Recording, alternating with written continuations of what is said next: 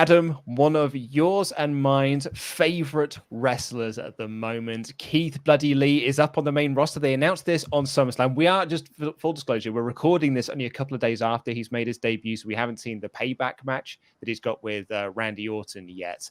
But I just wanted to have a quick chat about Keith Lee's main roster debut, because while it's exciting that we've got Keith Lee on the main roster and he's mixing it up with Randy Orton and he's mixing it up with Drew McIntyre, the internet was like, I was surprised at how down people were on the debut. Like, every message that we had was just like, they've botched it, they've buried him already. I was genuinely quite shocked at the reaction that it got.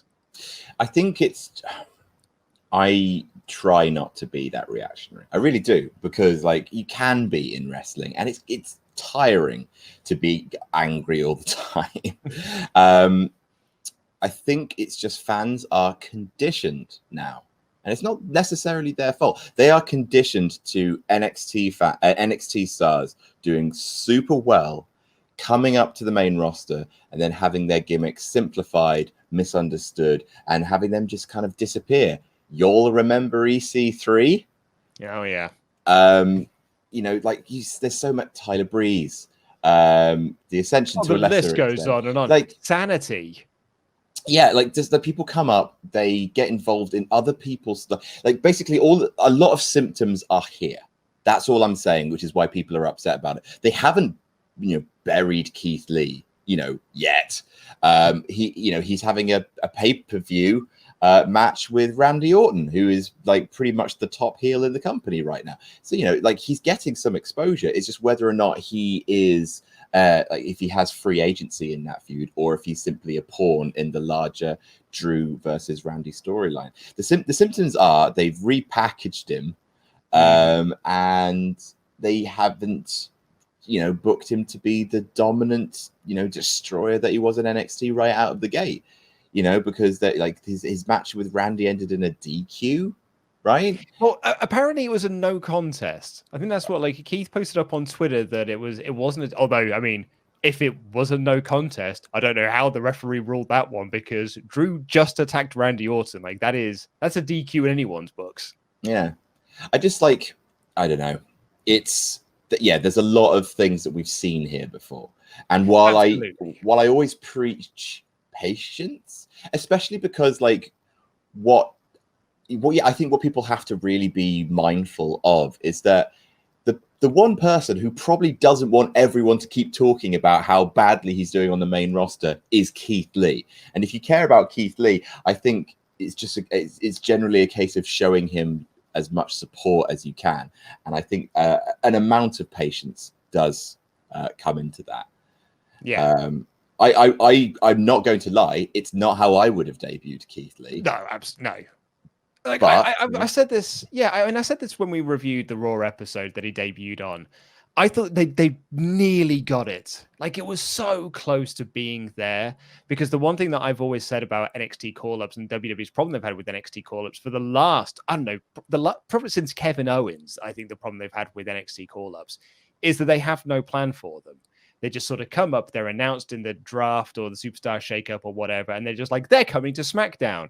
And then 3 weeks later, they're actually on SmackDown and they get into a feud with Baron Corbin or Dolph Ziggler, or they just do squash matches for a few months and get taken off TV.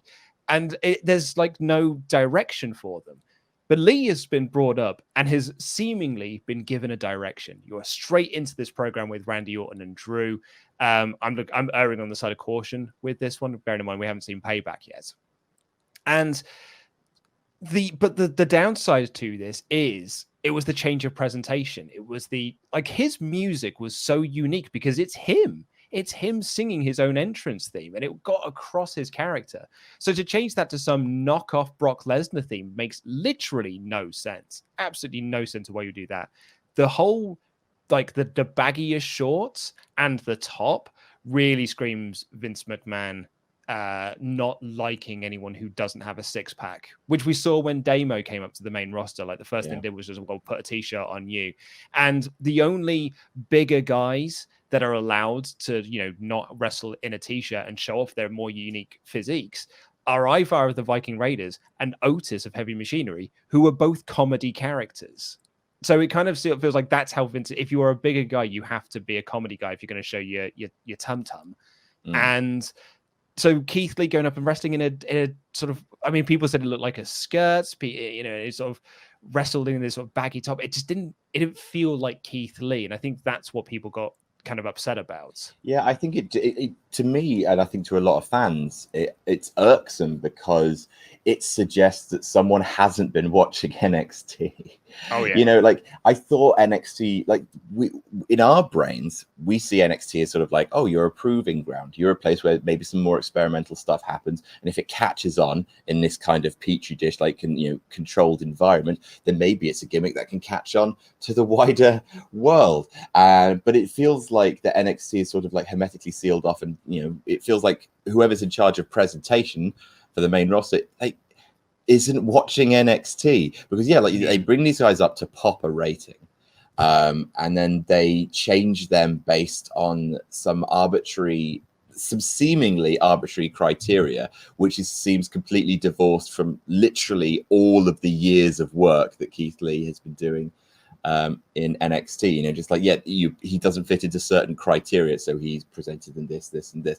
Like we say, he may beat Randy Orton, he may beat him clean, he may squash him. Who knows? We haven't seen the next part in the story yet. It's just that the first chapter of this story of Keith Lee is one that we've been told before, and the fans simply do not have patience for it anymore.